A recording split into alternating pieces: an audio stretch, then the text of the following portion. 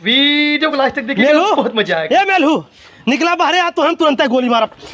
अरे भैया कहाँ बंदूकिया तानत है यार? 2000 रुपया तो हमसे उधार लिया, 2 साल हो गया आज तक हमारा पैसा देना तू। 2000 रुपया बदे तू बंदूक तान के गोली मार के हमार जान लेवे चाहते है? तो अरे बदे 2000 हमरे बदे 2 लाख रुपया के बराबर, तुरंत हमारा पैसा दे। 2-4 दिन का मौका दे दे तो हाथ पैसा हम दे दे, हाथ जोड़त है। हम 1 घंटा का मौका देते, अगर 1 घंटा हमारा पैसा ना दे तू तो अब की आई तो हम गोली मार दे। 1 घंटे का मौका। का हो मेलू चाचा?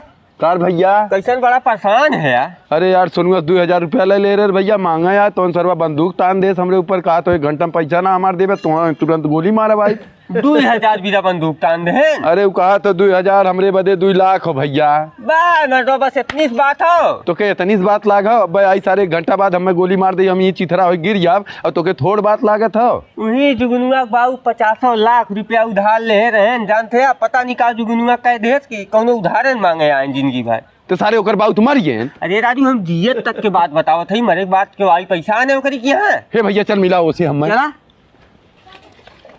ए जुगनुआ रे का रे दिखना कहे जुगनू जौन तोर बाबू इतना कुल कर्जवा ले रहे त का कह दे जौन तोरी यहाँ कोनो मांगे ना आवत रहन कर्जवा। का बात हो, पहले बात बता। अरे सारे चाचा 2000 रुपया सोनुआ सुधार ले रहे हैं, आयल कहा तो मार दे गोली नहीं, हमारा पैसा दे दे तुरंत है। चाचा परेशान मत हुआ, थोड़ा सा बचा करके बाटी तो हम लाइक डेट है। ले चाचा ई का हो? जहर बाटे। जहर हो? हाँ ये सोनुआ पिया दे। सोनुआ बदे ना बा तोहरे बदे बाटे, ये पीक मारिए तो से मंगा ही ना आई। अरे भैया तो अपन जहर पकड़, हम ओकर गोली खा के मर जा बिल्कुल।